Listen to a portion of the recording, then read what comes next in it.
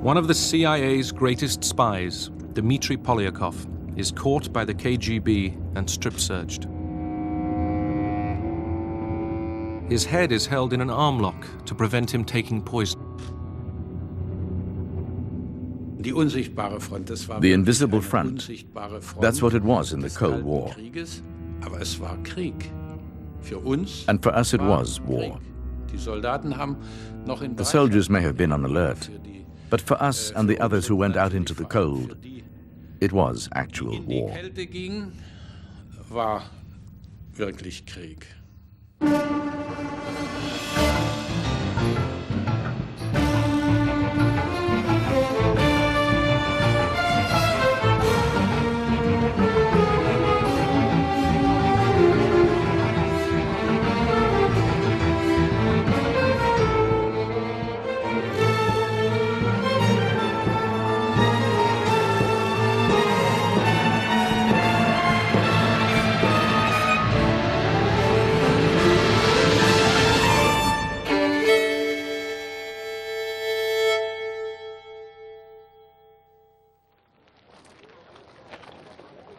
Dawn on the 16th of July, 1945.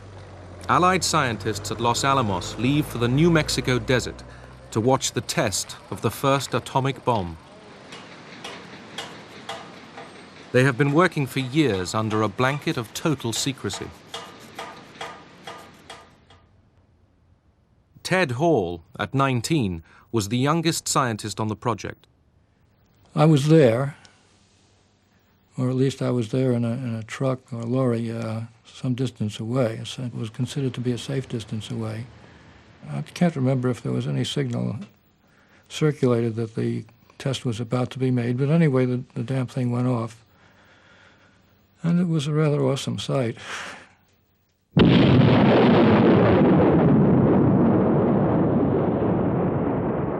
For Ted Hall, the Cold War had begun the year before. I decided to give atomic secrets to the Russians because it seemed to me that it was important that there should be no monopoly which could turn one nation into a menace and turn it loose on the world as Nazi Germany developed. There seemed to be only one answer to what one should do. The right thing to do was to act to break the American monopoly. Others thought the same way. The KGB had several sources inside Los Alamos, unknown to one another.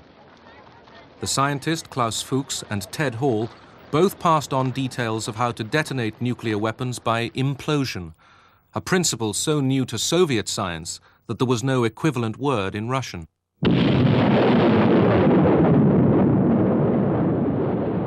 In 1949, the Soviets exploded their first atom bomb. Triggered by implosion, it copied key elements of the American bomb that destroyed Nagasaki. The atom spies had saved the Soviet Union perhaps 2 years of research. Ted Hall was questioned by the FBI in March 1951, but not charged for lack of evidence. A month later, KGB agents Julius and Ethel Rosenberg were sentenced to death. Amid the anti-Soviet fervor of the time, they became the only spies ever executed in peacetime America. It was gruesome.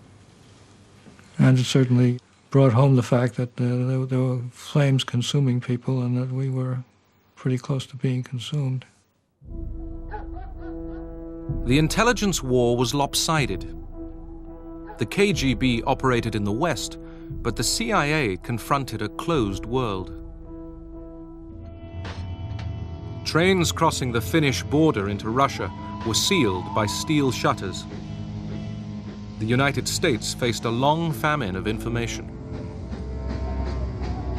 This lack of understanding of how the Soviet system functioned would dog us in CIA throughout the entire Cold War, whether it was the Soviet Union itself or the carbon copies of the Soviet Union in East Germany and in Cuba, and you name it.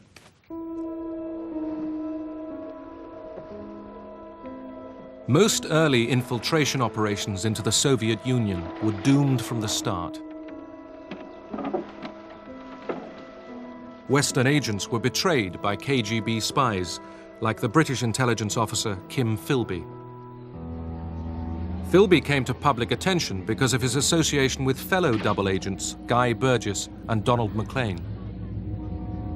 Philby, on the right, holds a press conference to deny charges that he was involved in the disappearance of Burgess and MacLean. Well, if there was a third man, were you in fact the third man? No, I was not. Do you think there was one? No comment. Well, Mr. Philby, the disappearance of Burgess and MacLean is almost as much of a mystery today as it was when they went away about 4 years ago or more. Can you shed any light on it at all? No, I can't. Philby много сообщал. Philby told us a lot about those missions. Он, во-первых, указывал количество людей. He told us about the numbers of people. He told us about the coordinates, where and how the operations would be carried out, whether they would be parachuted in or sent in by sea. Those areas were, of course, surrounded by Soviet counterintelligence, and they were caught. The normal routine was that the agents were interrogated. Some were very hostile and kept silent. In doing so, they signed their own death warrants. In 1953, Soviet émigré Mikhail Kudryavtsev parachuted into Russia to spy for the CIA. After we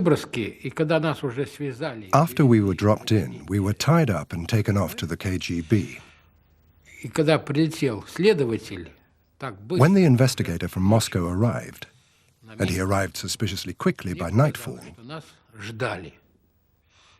I got the impression that they had been waiting for us, that somehow the KGB knew we were coming.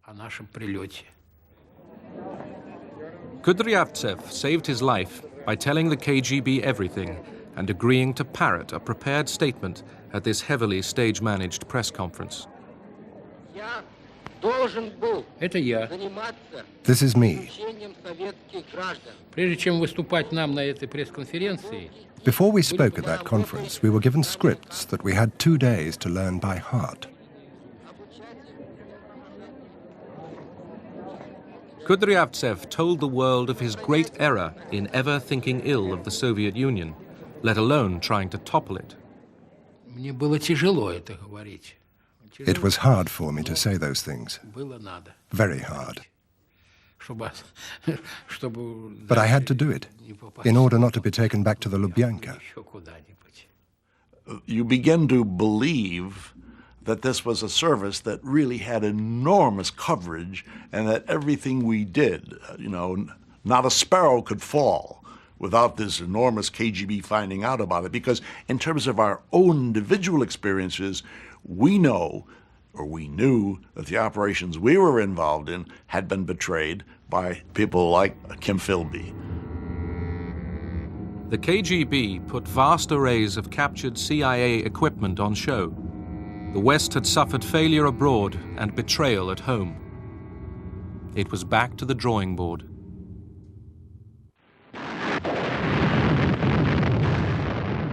The Korean War provided further blows to the CIA's self-confidence, highlighting gaps in forecasting and assessment. The CIA was wrong about the start of the war. They were wrong about the Chinese involvement and intervention in the war, and they were wrong about the capabilities of the North Korean forces. I think the Korean War, in terms of its intelligence failures, left a lot of lessons for the policy community and the intelligence community. And one of those lessons was that, indeed, we would have to get better technical intelligence and make more of a commitment to signals intelligence and communications intelligence. And with this, you get resources put with the National Security Agency under the Pentagon in order to develop capability to intercept messages around the world. And this produced extremely and vital information to the intelligence community. Berlin was a communications hub, where countless Soviet bloc phone and teleprinter lines crisscrossed beneath the city. To intercept them, the Americans and British drove a tunnel deep into the Soviet sector. The purpose of the Berlin Tunnel was to tap the communications lines of the Soviet forces in East Germany, in Poland, and their links with Moscow, in order to provide current intelligence on those forces and also early warning. The lines from the taps would come down into the tunnel itself, and first they would be amplified, because then we had to run the lines up into the area of the warehouse where we had hundreds and hundreds of recorders that operated day and night and recorded every single bit of this stuff. From the start, this operation was betrayed to the KGB by a source inside British intelligence, George Blake. I was secretary at the meeting at which this tunnel was being planned. And so I was able to draw a very simple sketch which showed how the tunnel was going to run and what cables it was intended to attack. Blake had served as a British intelligence officer in Seoul. Captured by the North Koreans, he witnessed the West's bombing of civilians. When I saw these enormous American flying fortresses flying low over what seemed to be defenseless Korean villages, I felt a feeling of shame. I felt very acutely that I was on the wrong side and that I should do something about it. Blake went home to Britain in the first group of POWs released from Korea after the 1953 armistice. How did you find the food out there, Mr. Blake? Well, the food was adequate, but very monotonous. It was monotonous, was it? Very monotonous. Anything special? I mean, any odd things they gave you to eat or anything? No, just rice and turnips mainly. It's pretty impressive diet, isn't it? 3 times a day. Blake slipped back into British intelligence, only now he was a KGB spy. I was given a Minox camera, and I carried that Minox camera with me whenever I went to work, like I carry my wallet with me. And the reason was that I never knew what important documents I might find on my desk, which were worthwhile photographing. Blake's warning about the tunnel gave the KGB a problem. To move against it risked exposing him.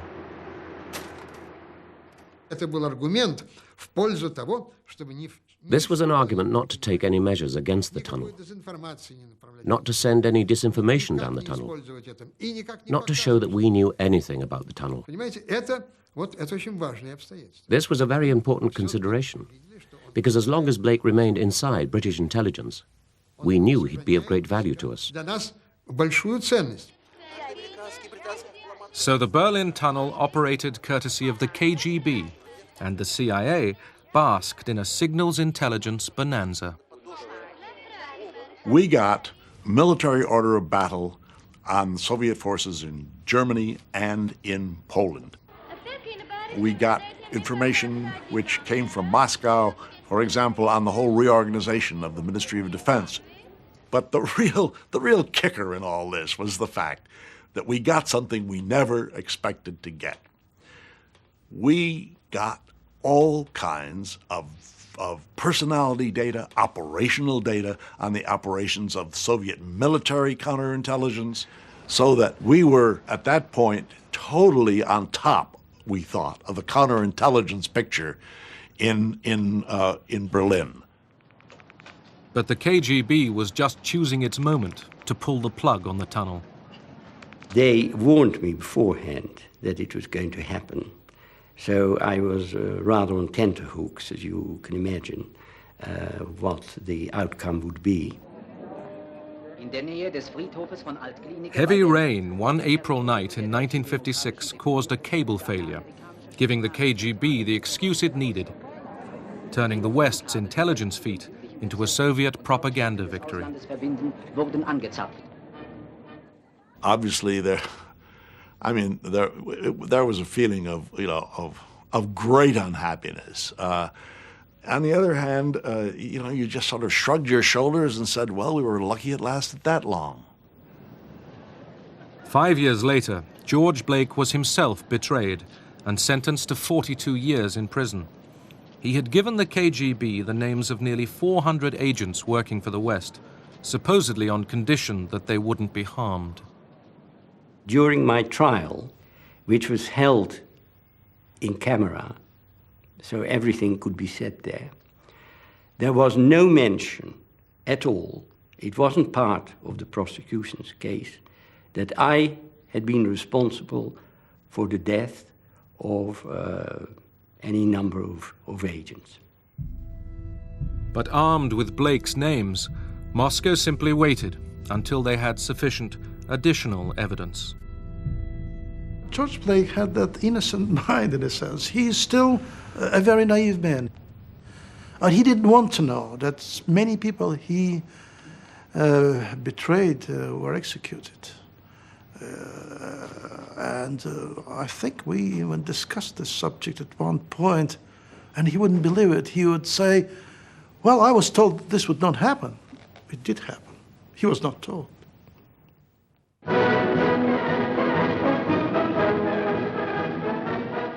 As the Cold War intensified through the 1950s, pressure on the CIA increased.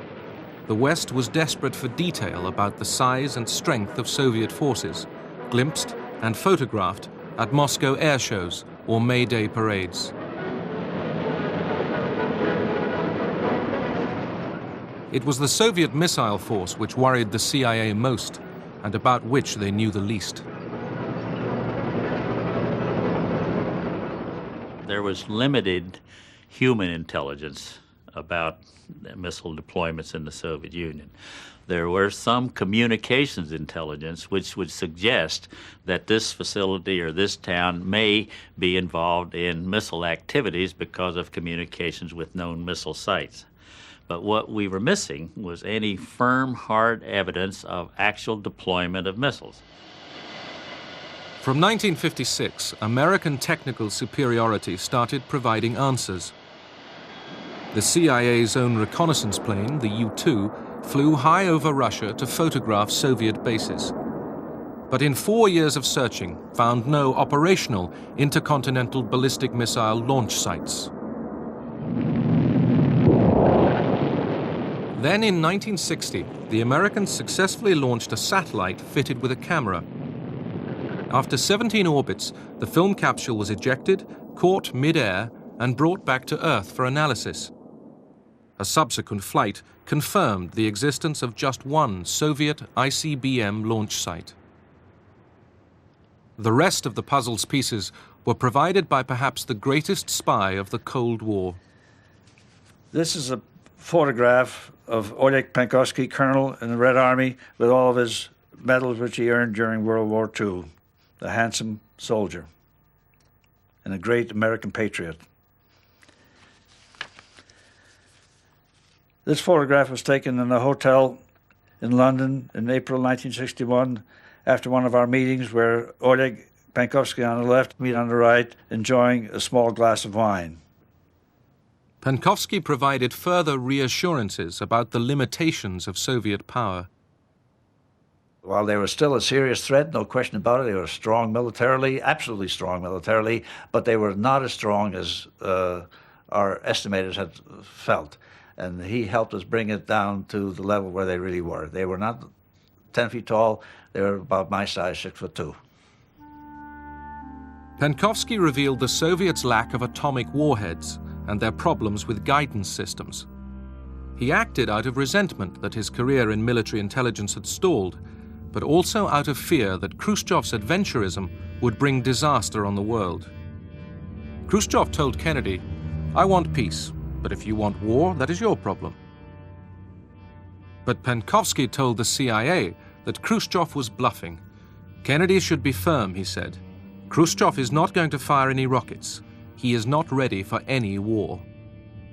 If you can get into the mind of the Khrushchevs of the world, then you've got a weapon that no technical amount of information can give you. And this is what Penkovsky was able to give us. Penkovsky's information was critical to the United States during the 1962 Cuban Missile Crisis. U-2 photographs revealed the presence on Cuba of Soviet missiles, for which Penkovsky had already handed over the operating manuals. With the world closer to nuclear conflict than at any time in the Cold War, intelligence experts were summoned to the White House to brief President Kennedy. First question the president asked was, how long before they can fire those missiles? And Art Landau said, well, Mr. Graybeal is the missile expert, so it turned to me. I stood up behind the president, McNamara, and Rusk, and for the next probably 5 to 10 minutes, I fired one question after the other.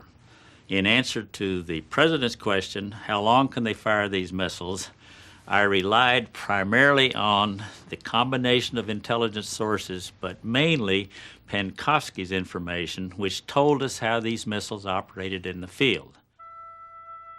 The CIA assessment is said to have bought the president 3 precious days' breathing space.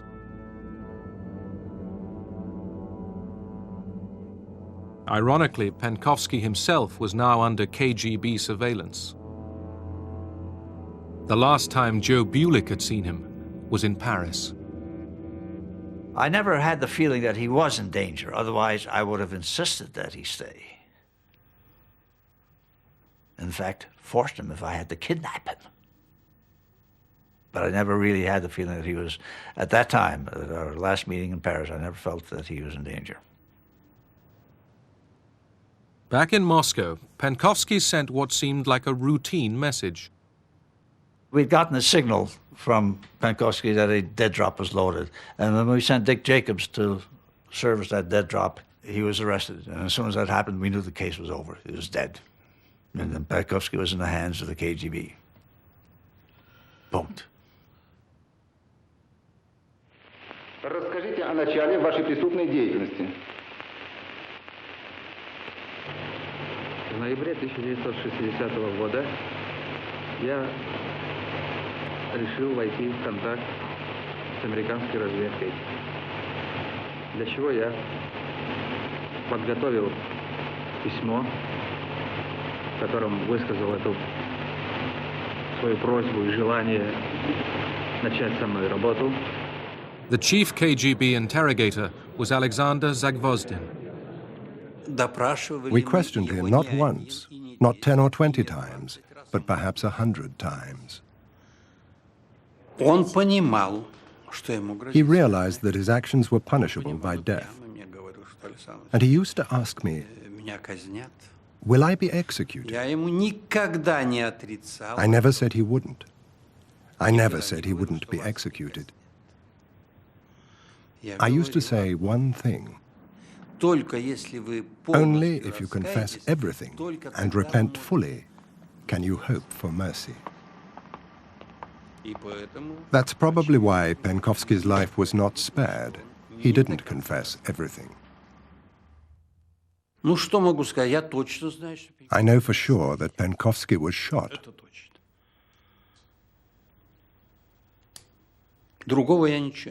I can't tell you anything else. I know his body was cremated. I don't know any more, and I'm not interested.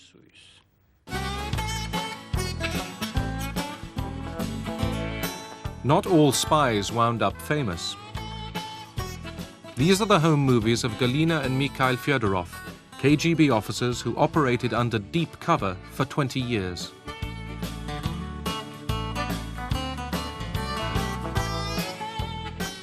They were never caught. In the event of war, they would be in place to spy behind enemy lines. The KGB never lacked recruits. Some served for money, some for ideology, and some for the sheer excitement of living a secret life.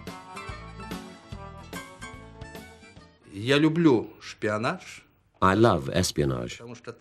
Why? Because there is the smell of adventure, the smell of risk, the smell of uncertainty. Because when you go off to meet an agent, you never know whether you're going to be arrested. It adds color to life. I need 007. No, Mr. Bond, I expect you to die.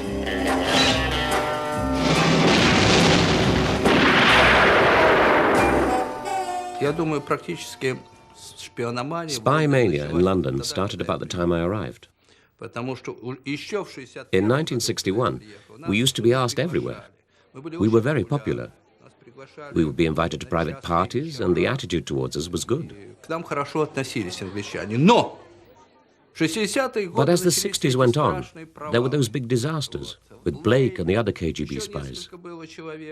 And you had the Profumo scandal with the prostitute, Christine Keeler. That shook Britain up a bit. After that, when I turned up somewhere, people would ask, "Are you a spy?" So I'd say, "Of course I'm a spy." Western governments grew weary of the huge KGB presence in their midst. In 1971, the British expelled 105 Soviet intelligence officers, identified by a defector. Technology increasingly assumed the burden of spying.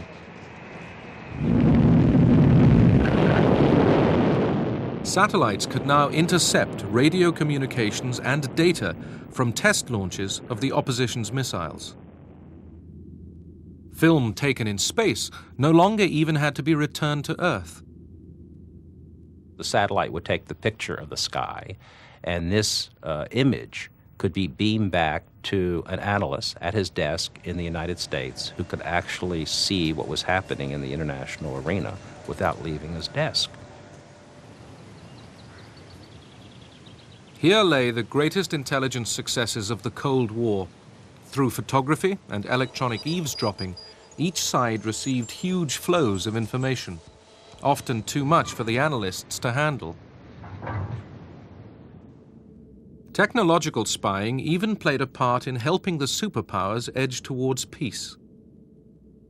The technical systems were almost essential to our arms control process.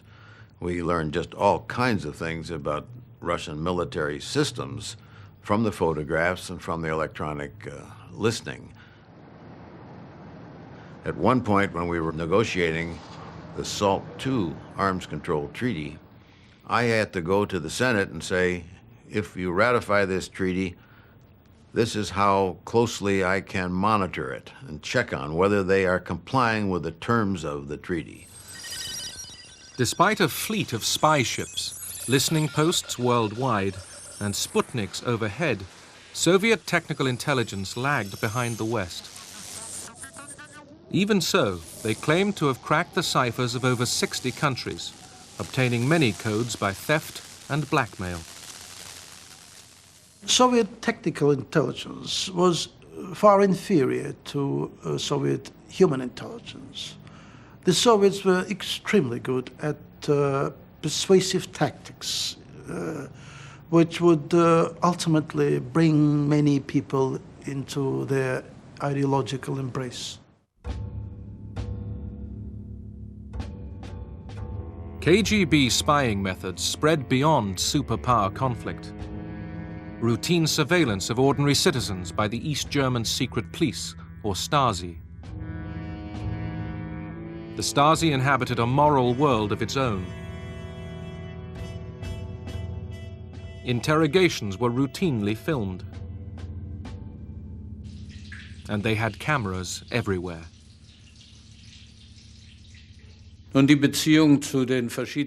Relations between the various areas of counterintelligence and with the department which handled interrogations were very amicable. There were all sorts of people there, and it was a friendly atmosphere. They weren't the kind of devious types who'd use atrocious methods to force confessions out of people.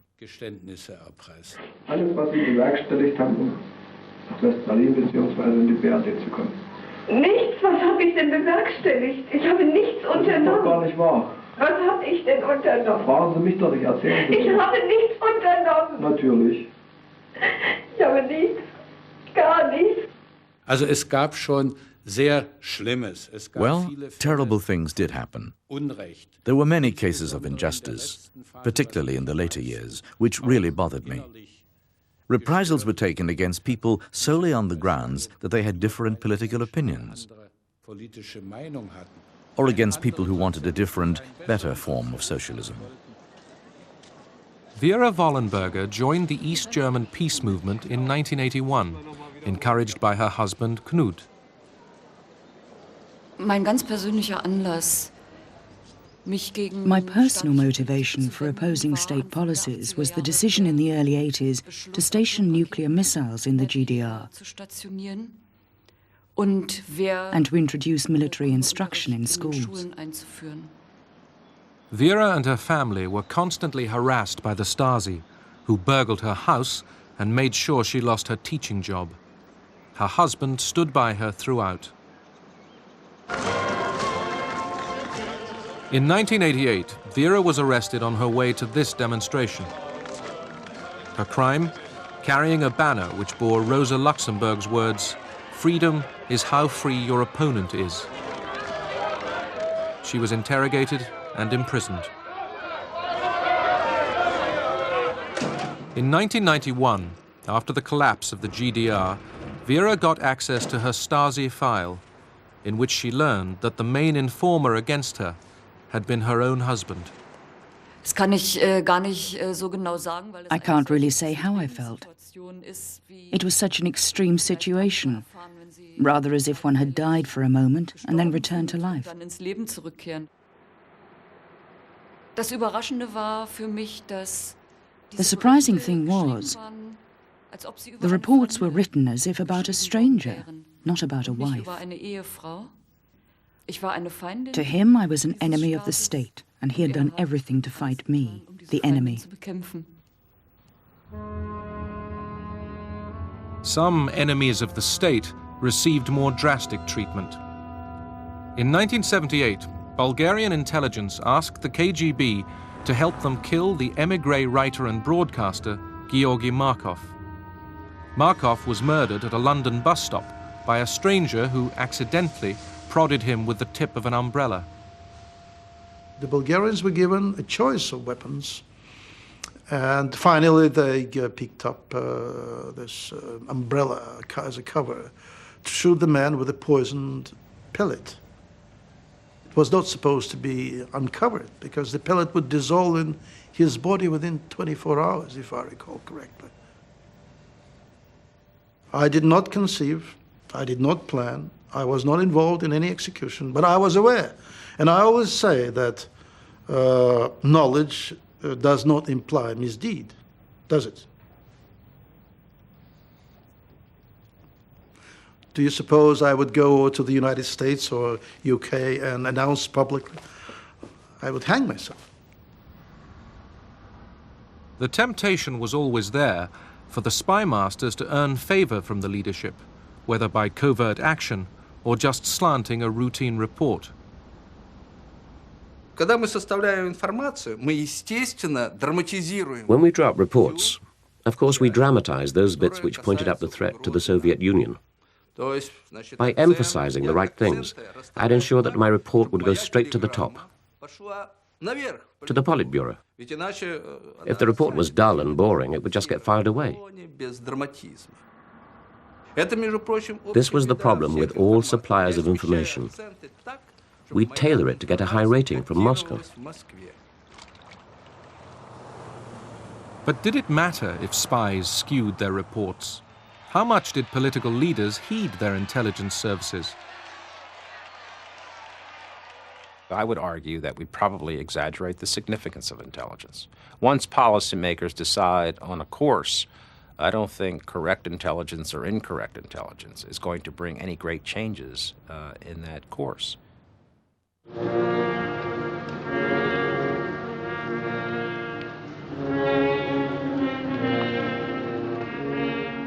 November 1988. Kim Philby is buried with full honors in a Moscow cemetery. He first betrayed Britain half a century before, passing a wealth of secrets to the KGB. And yet converts were never wholly trusted. To the end, the KGB opened his mail and bugged his phone. It seemed as if the age of the spy was over.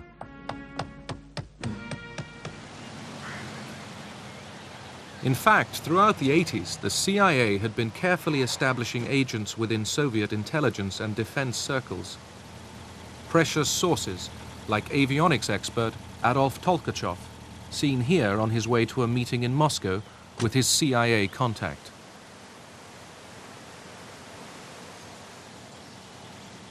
The KGB suddenly started to arrest the CIA's most important Soviet spies. In 1985, we began to lose cases, by which I mean Soviet officials working for us, and some of them disappeared. This led us to believe that something was wrong. It did not lead us to believe, aha, there must be a mole.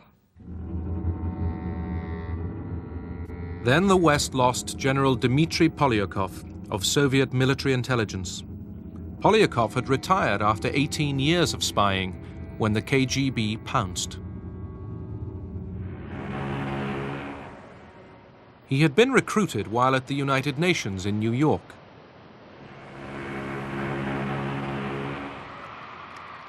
Polyakov returned to Europe in 1962 on the Queen Elizabeth. His picture was taken by the ship's photographer at the captain's dinner.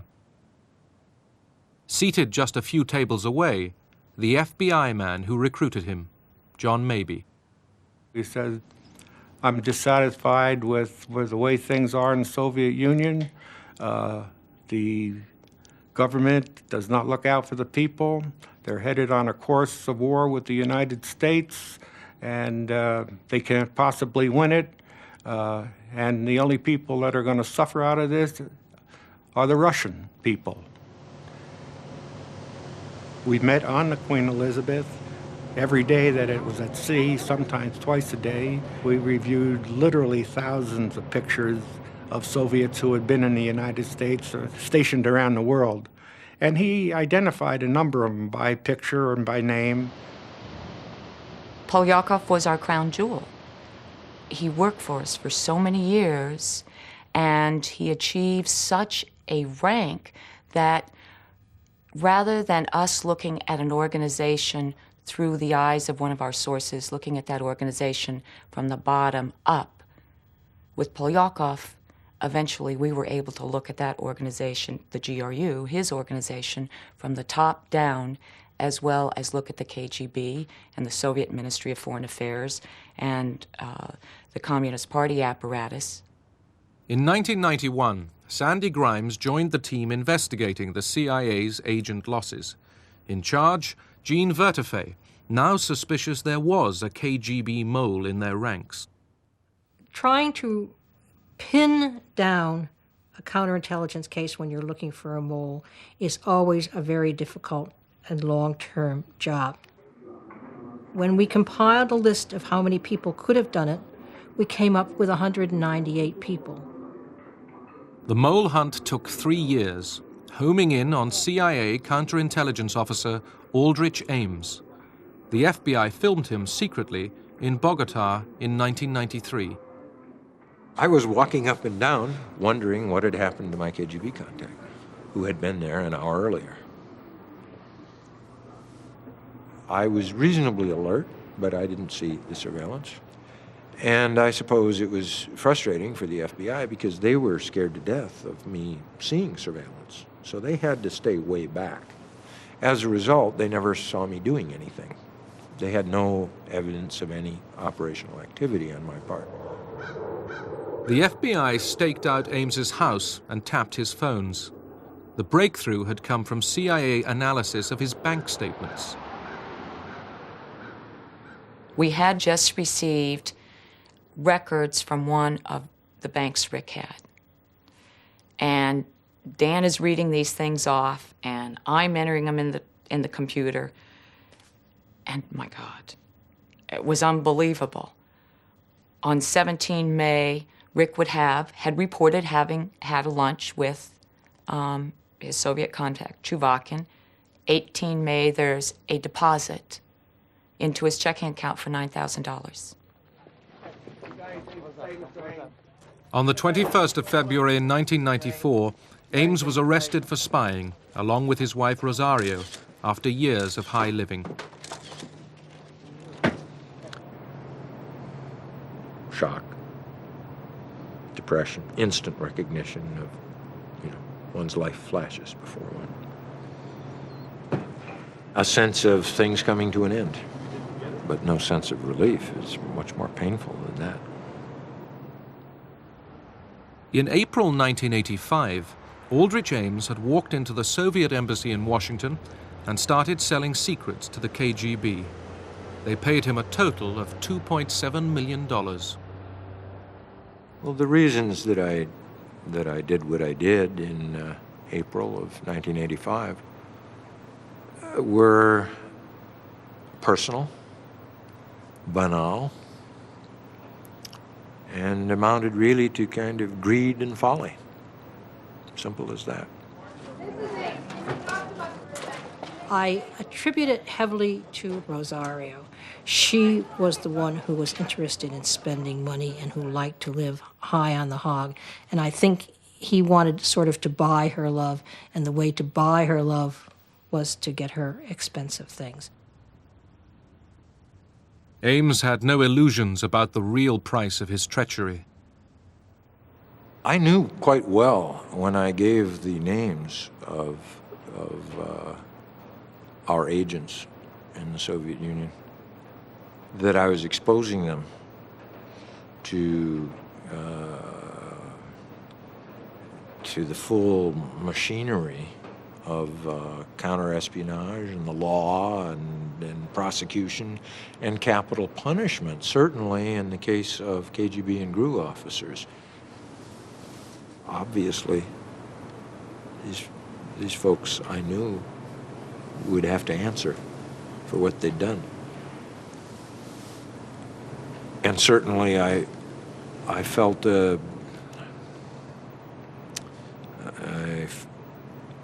I inured myself against, a reaction to that.